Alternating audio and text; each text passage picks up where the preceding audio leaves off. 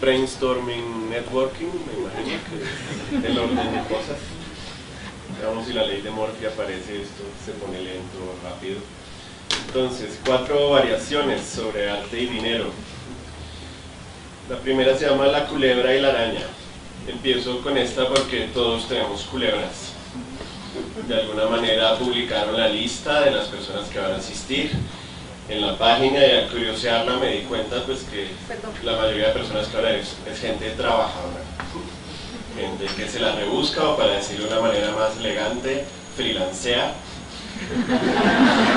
o para decirlo de una manera local, carga ladrillos también. Entonces, la culebra y la araña, esta me la encontré en esta página, este señor, se llama 27blc/6.com. Sacó este libro después, ahí sale la araña. ¿Qué pasa en esta página? Está esto.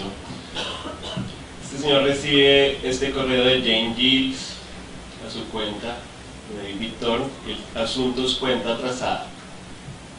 Entonces, querido David, nuestros registros indican que su cuenta está vencida por la cantidad de $233.95. Si usted ya hizo este pago, por favor póngase en contacto con nosotros en los próximos 7 días para confirmar que ha sido cargada su cuenta y quedado saldado. Atentamente, James Giles. Todos hemos recibido ese tipo de correos. ¿Qué le responde? Querida Jane, yo no tengo dinero. A cambio les envío este dibujo que hice de una araña. Yo valoro este dibujo por $233.95 y confío que esto da por saldado el asunto. Saludos, David. Y ahí se ve la araña. Le responde Jane: querido David, gracias por contactarnos. Desafortunadamente no podemos aceptar dibujos como medio de pago y su cuenta sigue en mora por $233.95. Por favor, póngase en contacto con nosotros dentro de los próximos 7 días para confirmar que el pago ha sido adjudicado a su cuenta y fue saldado. Atentamente, Jane Giles. Querida Jane, por favor, ¿podría tener entonces de vuelta mi dibujo de la araña? Saludos, David. Estos ya van en jueves, ¿no?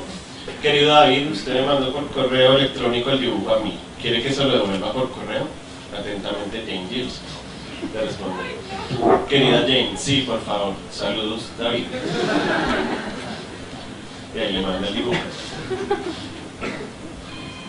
Pues, querida Jane, ¿estás segura de que el dibujo de la araña es el que te había enviado? Esta araña tiene solo 7 patas y no creo que al dibujarla yo haya podido cometer un error tan elemental. Saludos, David. Querido David, sí, es el mismo dibujo. Lo he copiado y pegado desde el correo electrónico que me enviaste el día 8. David, tu cuenta sigue en mora con la cantidad de $233.95. Por favor, haga este pago tan pronto como sea posible. Atentamente, Jane Giles. Esto ya llegaron hasta el viernes. Entonces la respuesta es: ya cambia el asunto, dice por fuera de la oficina de respuesta automatizada. Gracias por contactarme, actualmente estoy lejos de licencia, viajando en el tiempo y volveré la semana pasada. Saludos, David. Después más tarde dice: hola, estoy de vuelta. Leí tu correo y acepto que a pesar de que le falta una pierna, el dibujo de la araña puede ser el que te mandé. En retrospectiva, pienso que es posible que el rechazo del dibujo de la araña se deba a la omisión de un miembro obvio, pero que esto no fue señalado por ustedes para no herir mis sentimientos. Así las cosas, te envío un dibujo revisado con el número correcto de patas para pago total por el monto pendiente. Confío en que esto pueda llevar el asunto a una conclusión. Saludos, David. Y ahí está el nuevo dibujo de la araña. Querido David, como ya te he dicho, no aceptamos dibujos a cambio de dinero para las cuentas pendientes. Aceptamos cheque bancario, giro postal o efectivo. Por favor, haga un pago esta semana para evitar incurrir en cargos adicionales. Atentamente, Jane Giles. Responde David: entiendo, y haré definitivamente el pago esta semana, si lo recuerdo. En vista de que no has aceptado mi segundo dibujo como medio de pago, por favor devuélveme el dibujo tan pronto como sea posible. Fue una tontería de mi parte asumir que podía ofrecerles algo que no tenía valor alguno y adjudicarle un precio tan grande al dibujo, además de hacerlos perder su tiempo. Saludos, David. Y ahí le devuelven su araña. Ese señor ganó una semana de tiempo o más para poner su cuenta. Entonces, todo necio confunde valor y precio. Es una frase de Antonio Machado. Pero como lo acaba de mostrar este caso, a veces hay que ser necio. Este señor, al ser necio, tiene una noción diferente de tiempo y usa tal vez una noción de arte, es decir, un dibujo, para jugar con el valor y el precio y ganar tiempo. Otra variación se llama la culpa compartida, es decir, hay otro tipo de necedades. Esto se trata de una subasta, la subasta se llama Conexión Colombia, Arte por una Causa. Es de las pocas subastas de arte que ha mantenido continuidad a lo largo de los años. En la subasta se genera estas publicaciones donde muestran los lotes de lo que se va a vender con unos precios estimados base, y después se hace un gran evento social parecido a este, donde van las personas. ¿Qué pasa con esta subasta? En algún momento escribí un texto que se llamaba Arte, Pobreza, Glamour y Subastas, y hablaba de esto. Esta es una subasta que tiene como fin crear fondos de beneficencia. La singularidad de este tipo de subastas es que los beneficios se extienden no solo a los niños malnutridos y familias destechadas, sino que artistas, galeristas y coleccionistas también se ven favorecidos. La puja hecha no responde solo al valor del arte. Aquí la filantropía suma ahora a las obras, con buenas intenciones se rellena el cascarón, para muchos vacuo, del arte expuesto. Y además se cotiza un precio que sirve de referencia encumbrada para futuras transacciones. Es decir, ustedes están comprando arte, pero también en este país al parecer, si no se le suma una causa filantrópica, la gente no va a ir a la subasta, o la subasta de pronto no va a tener mucho efecto. Sin embargo, también la ayuda no solo se extiende a los pobres, sino que se extiende a los pobres artistas o galeristas. Para matizar esta opinión, que es una opinión, en un premio que se hace, que se llama el Premio Nacional de Crítica, alguien con un seudónimo que se llama Checa mandó un texto que se llama Reporte de Confianza.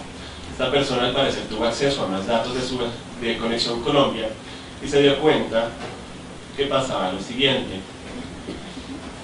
que solo el 24% de las obras ofrecidas superaban su precio, que el 54% no lo superaban, no superaban una mayor estimación, y que el 22% no superaba el precio de la reserva. Cuando esta persona le preguntó a un economista a qué se debía esto, esta persona decía: tal escenario parecería indicar que la estimación máxima comercial no es más que una cifra decorativa ante los ojos de los coleccionistas, que en realidad no creen que las obras valgan lo que los vendedores dicen que cuestan, y por eso no lo tienen ni siquiera en cuenta a la hora de pujar, como tampoco parecerían considerar el valor mínimo como verdadero referente comercial. Y aquí dice un economista de la Universidad de los Andes, cuando le preguntan sobre esto, él dice: este comportamiento podría ser el resultado de mucha incertidumbre del valor comercial, explica el doctor Riascos, en la medida que la gente sienta aversión al riesgo de comprar algo que no logrará vender por el valor que dice el galerista. Va a tener más incentivo de mandar la puja para abajo y asegurarse de que en caso de ganar no pierda plata.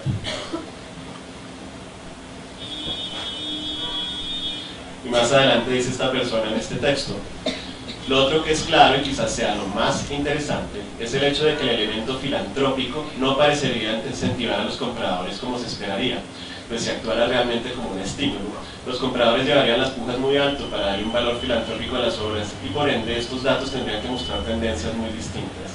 Con las cosas así, parecería inapropiado continuar creyendo que efectivamente la filantropía colombiana le suma valor reputacional a las obras y las cotiza a un precio mayor que incidiría en las transacciones venideras. Es decir, refuta lo que yo digo. Pues más bien el estímulo parecería radicar en la posibilidad de adquirir obras por valores menos dudosos que los precios comerciales. Es decir, en este texto que hace esta persona, su visión es más crítica y más aguda que la que yo tuve. Aquí dice que los compradores dudan de los precios que les están dando de las obras, es decir, están sobrevalorados, están inflados. Es decir, los artistas, galeristas, marchantes y coleccionistas son poco filántropos, están mandando los precios inflados hasta subastas de beneficencia. Sin embargo, estas personas patrocinan esta subasta, sí, y la siguen haciendo. La subasta Conexión Colombia, Arte por una Causa, nuevamente demostró que será el mejor escenario en Colombia para consolidar el mercado del arte nacional y latinoamericano. 59 lotes terminaron en poder de los asistentes 17 de ellos fueron vendidos por encima del precio comercial. No tengo enlace para mostrarles esto porque fue borrado. Sin embargo, estas personas invitaron a un artista a participar allá en esa subasta. Y esta persona mandó un dibujo y un contrato. El contrato especificaba lo siguiente: el adquiriente del soporte que contiene la obra La culpa compartida, ese dibujo que ven ahí al lado, acepta que durante el tiempo que la obra se encuentre protegida por los derechos de propiedad intelectual, que mientras haya pobreza en el mundo, ninguna venta o cualquier otra forma de transferencia de propiedad, cualquier negociación a título oneroso, podrá exceder el valor de su precio de venta que se establece en pesos colombianos. Es decir, que de hacerse una venta o cualquier otra forma de transferencia económica, el precio base para hacer dicha transacción deberá ser siempre inferior al precio por el cual fue adquirida. Por ejemplo, si la obra La culpa compartida fue comprada por 100.000 pesos colombianos, el precio máximo para una nueva venta de la obra no podrá superar los 99.999,99 centavos pesos colombianos. Es compromiso ineludible del adquiriente de depreciar siempre en caso de venta y de que haya pobreza en el mundo la obra La culpa compartida. Este compromiso se mantiene para ventas sucesivas de la obra y para cada una será necesaria la elaboración de un nuevo contrato elaborado exactamente bajo las mismas condiciones del presente documento. Es decir, la obra incluye el contrato. Y además la persona que mandó esta obra ya daba la totalidad de la venta de la obra para la fundación. Usualmente los artistas se quedan con la mitad, pero esta persona decía no, quédense ustedes con toda la plata. Y también, si alguien especulaba con esa obra, es decir, trataba de sacarle lucro y la trataba de vender por 101.000 pesos y el artista se enteraba, había una multa. Y la multa era una multa sustancial, como de 600 salarios mínimos que iban para la fundación. La gente de Conexión Colombia le dio esto a un abogado, el abogado lo estudió y dijo que no podían vender esta obra. Entonces la persona que hizo esta obra la retiró y no se la dejaron exponer como era. Se le dijeron, mándenos solo el dibujo, y dijo, no, es una cosa más la otra. Sin embargo, esta persona la ofreció en línea, en internet, en un foro en La Silla Vacía, el 22 de diciembre, y empezó la puja por 100.000 pesos. La puja se cerraba a las 12 del mediodía y se la ganó este señor Iván Cardona en una puja muy tremenda, porque miren, 11.59 y le ofreció 330.000, y aquí este señor había ofrecido esto, el otro siguió ofreciendo, pero llegaron a justo ese límite y se la ganó ese señor Iván. Y aquí está la obra ya vendida, y este señor entonces la tiene que exhibir siempre con el contrato de venta al lado, precisamente para que no pueda especular, y la plata de la venta se la tuvo que dar a la fundación. ¿De dónde se le puede ocurrir a ese artista eso? Se le puede ocurrir aquí de este caso. En 1968, en una feria comercial de arte, en una galería, un artista, Marcel Portaix, ha ofrecido al público un lingote de oro. El lingote ha sido marcado con la figura de un águila. Según las instrucciones del artista, el lingote deberá venderse al doble de la cotización bursátil del oro de aquel día. Una mitad de este precio corresponde al valor del oro en cuanto a oro y la otra mitad al valor del oro hecho obra de arte. Nadie la compró, pero también se vendía con un contrato. Y el otro viene de este cuento, es un cuento breve que se recomienda, se llama El diablo de la botella, de Robert Louis Stevenson. En este cuento, un señor recibe una botella, pero bajo una condición: bajo esa botella puede pedir todos los deseos que quiera menos uno. El deseo que no puede pedir es alargar la vida de una persona. Y siempre tiene que vender la botella antes de morir o se irá para el infierno, porque se la acaba de vender el diablo. Y siempre la tiene que vender a un precio de venta menor. Y siempre le tiene que decir al nuevo dueño toda esta historia para no estafarlo. El drama implica es que cuando la botella llega a 1 centavo, ya la persona se va a condenar y no tiene a quién venderse. En parte, gracias a estos dos maestros, es que esta persona tal vez pudo inventarse este hecho. Y pasando a otro capítulo, ¿sí? Dos grandes maestros colombianos. Tenemos una noticia recurrente que sale en el periódico, que se habla siempre de una subasta millonaria de Fernando Botero. Él sale diciendo que uno no se beneficia de las subastas. Dice, un artista no se beneficia de una subasta, ni siquiera quiere estar en una. Es una ruleta rusa. En vez de cotizar su trabajo, puede suceder todo lo contrario. Sin embargo, puede que un artista no se beneficie, pero las donaciones sí benefician las subastas. Los hechos. En el año 2000, Fernando Botero, padre, donó 123 obras de Fernando Botero a la Biblioteca Luis Ángel Arango, 137 obras de Fernando Botero al Museo de Antioquia. Es decir, durante ese año 260 obras de Fernando Botero fueron donadas a 2 instituciones. Una pregunta pequeña: oferta y demanda. Si se disminuye la oferta y se mantiene la demanda, ¿qué pasa con las obras de Botero que continúan circulando en el mercado del arte? Este es un estudio que ha hecho un señor que se llama Sebastián Edwards, que se puso a analizar precios de subastas y la relación con el proceso creativo. Se dio cuenta que en todos los artistas que estudió, entre los 6 mejores que estaban cotizados en las subastas, casi todos los precios de las obras que habían hecho en su juventud, es decir, cuando eran experimentales, costaban más que las obras que habían hecho en su vejez, precisamente porque son ya obras repetitivas. Sin embargo, se dio cuenta que en el caso de Botero era todo lo contrario. Después de esto lo recoge un señor que se llama Armando Montenegro, que es un economista, y él concluye, porque Edwards dice que entonces Botero sigue siendo un pintor experimental y creativo. Montenegro de alguna manera duda y dice: el mayor precio de estos cuadros no será más bien el resultado de otros aspectos, de la oferta y la demanda del mercado del arte. Se le puede preguntar a otra persona. Es un sitio que se llama ArtPrice, ustedes pagan una plata ahí y pueden ver las cotizaciones de acuerdo a las subastas. Y se puede ver cómo después del año de las donaciones empiezan a subir las ventas aún más de Botero. El año 2003 fue un año pésimo para todo el arte, es decir, de pronto hay un bajonazo ahí, pero después todo sube. Y este indicador, que es el de la evolución de la tasa de los no vendidos, es decir, este es casi como el que dice si una obra es un cheque o no. Cuando ustedes la ponen en una subasta, si la obra no se vende, se quema.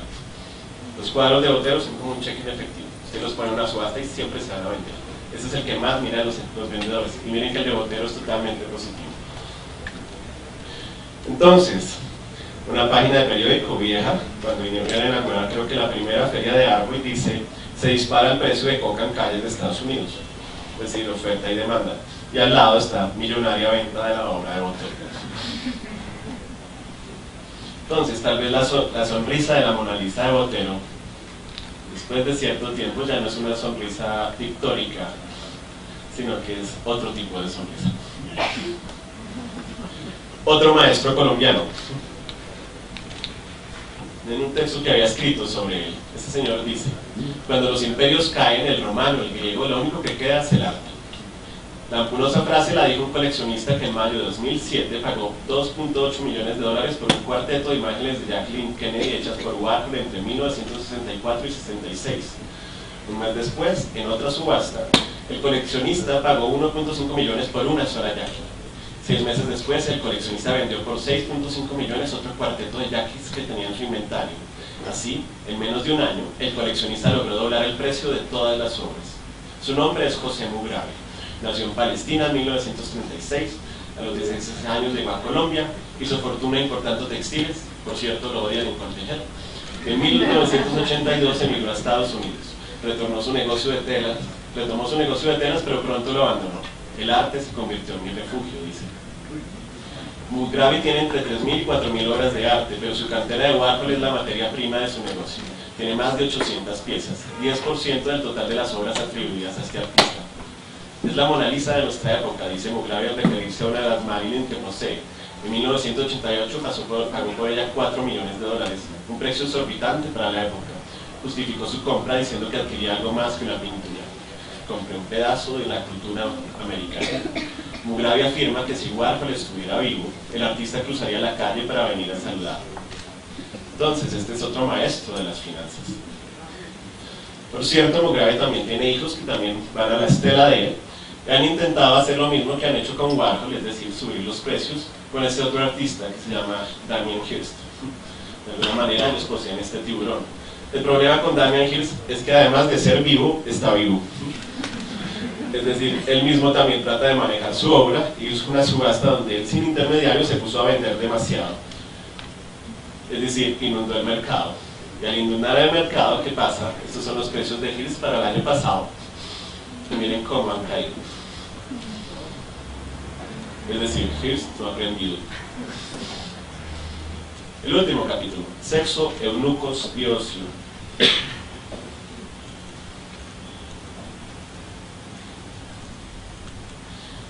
El hecho es que el arte siempre se ha desarrollado muy bien gracias donde existe la perspectiva del dinero. La idea de que el dinero, el mecenazgo y el comercio automáticamente corrompen las fuerzas de la imaginación es una mentira piadosa, creída por algunos izquierdistas utópicos y algunas personas de genio como William Blake, pero contradicha rotundamente por la propia historia. La obra de Tiziano y Bernini, Piero de la Francesca y Poussin, Reisner y Chippendale no hubieran existido si alguien hubiera pagado por ella y pagado bien. Picasso era millonario en los 40 y eso no le hizo ningún daño. Por otro lado, algunos pintores son millonarios a los 30 y eso no les sirve para nada. Al artista estrella queremos caminar por los andenes de un ganso de Estrasburgo con el ego desproporcionadamente hinchado por la obsequiosidad del mercado. Hay que contraponer los muchos artistas que se han visto ahogados por la indiferencia y el colapso de confianza que esto conlleva. En su conjunto, el dinero hace a los artistas más bien que mal. La idea de que el agua fría, los mendrugos y los cobradores les beneficia está casi tan extinguida como la creencia en el poder reformador de los azules. Esto lo escribe Robert Hughes en un texto que se llama Arte y Dinero. Un ejemplo del pasado, de un tal Michelangelo Merisi llamado Caravaggio también. Caravaggio le encargan esta obra, que está aquí a la izquierda, pintar este San Mateo. Se lo encargan para una iglesia, para un tríptico, es decir, se lo encargan unos curas. A los curas no les gusta esta versión, que Caravaggio pinta a Mateo sin aura, lo muestra como un analfabeta. Es más, el ángel parece que fuera un niño disfrazado, no alguien que está volando y viene del cielo. Y el colmo, miren, lo pinta descalzo y con los pies sucios. A Caravaggio le toca repetir el encargo: plata es plata, clientes son clientes. Y hace este, le pinta el aura. El ángel sí parece venir del cielo, aunque Caravaggio parece que no lo muestra tan flotador como debería ser, y las alas salen negras. También lo pinta descalzo, pero con los pies limpios. Y miren, este sí sabe escribir, es decir, hace lucir mejor a los que se los encargan. Entonces, de alguna manera, el dinero, el mercado, liberó al arte en cierto momento. Sin embargo, ¿se habrá cambiado una tiranía por la otra? Tocaría ver hasta qué punto. Por ejemplo, esta obra primera que hizo Caravaggio se la compró después otro señor, se lo compró un burgués para su palacio. Es decir, el burgués entendía de arte al parecer y lo liberó del yugo de la iglesia. Ya después Caravaggio se tendría que ir olvidado, de alguna manera creo que mató a alguien por ahí, le tocó largarse, y los precios de sus obras bajaron mucho, y solo hasta este siglo empezaron a repuntar. Otro artista olvidado, colombiano, que se llama Pedro Manrique Figueroa, es el precursor del collage en Colombia, nace en 1939, y en relación al dinero que tiene Pedro Manrique Figueroa, tiene por un lado un museo, que se llama el Museo de la Pobreza, que solo lo muestra en países desarrollados, pero también su idea era mostrarlo en países del primer mundo, del tercer mundo. Y aquí vemos a la mano derecha una carta que le manda Pedro Manrique Figueroa al cónsul de Estados Unidos pidiéndole la visa. Y el motivo de su visita a Estados Unidos, él dice que quiere retratar la pobreza que hay en Estados Unidos para mostrársela a los colombianos, y que los colombianos creen eventos filantrópicos para ayudar a los Estados Unidos. Otro proyecto de Pedro Manrique Figueroa que hace en Estados Unidos es tomar billetes y ponerles un letrero que diga falso. Al parecer está inspirado en una teoría de Keynes que decía: se atribuye a Lenin haber declarado que la mejor forma de destruir al sistema capitalista era devaluando la moneda. Lenin ciertamente tenía razón.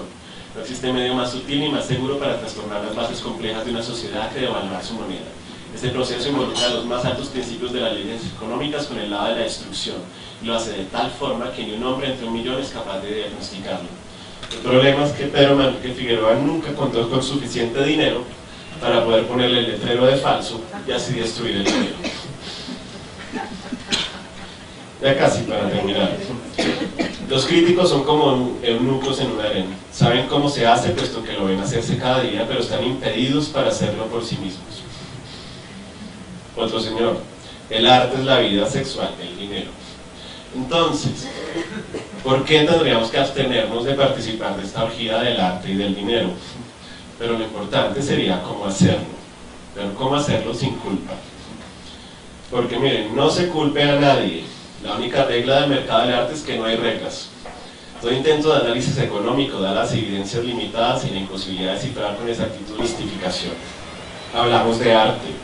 La misma libertad de apertura que existe para hacerlo e interpretarlo se extiende a su compra y venta. Las cosas cuestan lo que la gente está dispuesta a pagar por ellas. Valorar es un arte más, tal vez el más cínico, el de más provecho y el de más alto nivel de engaño y autoengaño. El arte del mercado es un artilugio ansioso creado a partir de la razón grandilocuente de la cifra y la razón voluntariosa del deseo. Lo importante es, la misma libertad de apertura que existe para hacerlo e interpretarlo se extiende a su compra y venta. La peor pregunta que le pueden hacer a alguien que está hablando de arte, ¿qué es arte? Sin embargo, a veces para solucionar eso me gusta pensar en una frase que se me quedó en la cabeza de un señor Ludwig Wittgenstein que dice: el significado es el uso, y que desarrolla toda una teoría en relación a eso. Es decir, si al arte le damos un uso de ideología, es propaganda. Si al arte le damos un uso para el mercado, es publicidad. Si al arte le damos un uso funcional, es diseño. Si al arte le damos un uso para hacer dinero, es negocio. Sin embargo, ¿qué hemos tratado de hacer acá? Le hemos dado simplemente un uso para tener tiempo, el mismo tiempo que nos hemos dado esta mañana, el mismo tiempo para robarle 20 minutos al trabajo, que después todos tendremos que reponer de alguna manera, el mismo tiempo que le hemos dado para tener libertad, es decir, un bolsillo de tiempo para tener una mañana creativa, o un tiempo dentro del tiempo, o un tiempo por fuera del tiempo, o un tiempo recobrado que no nos habíamos dado tiempo simplemente por no pensar en ideas de arte que de pronto solo implican ocio. No sobra mencionar que a veces la palabra negocio es la negación del ocio. Entonces, esto es lo único que hemos hecho hoy. Yo creo que esto.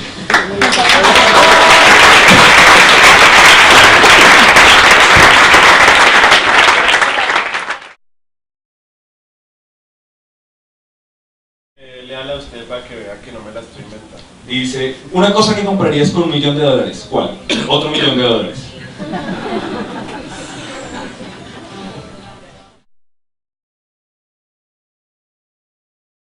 Más allá de satanizar al coleccionismo o a la plata, a mí me interesa es como el fetiche.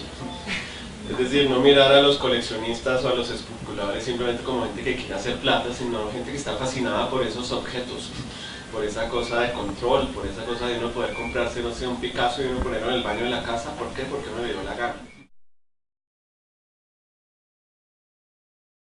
Sí, exacto. Me gusta también qué diferentes usos se le dan. Por ejemplo, había un amigo que me contaba una historia de que él tuvo contacto con uno de los hijos de Rodríguez Orejuela cuando él estudiaba en la Universidad de los Andes. Saben, a veces los hijos del mafioso si quieren que su hijo sea legal o algo así. Entonces, ¿qué pasaba? Iban a las fiestas en la casa de él ahí en Rosales y había un botero a la entrada de la casa. Pero como este personaje estudiaba arte, miró y el botero le dijo: este botero es como falso, ¿no? Y se lo dijo de una manera un poquito como despectiva, ¿no? Como diciéndole: usted es mafioso, lo tumbaron. Y él decía: efectivamente es falso. Y él decía: pero ¿por qué tiene un botero falso ahí? No, es que en cualquier momento nos hacen un allanamiento. El botero de verdad está guardado en un lugar secreto. Es decir, si ven, había varios usos ahí. El demostrar que se tiene el botero, pero también poder contar una historia que tenía uno verdadero en otro lugar y por el ascendente del personaje uno le creía. Y después, por supuesto, todos pasaban a la piscina a comentar la virtud.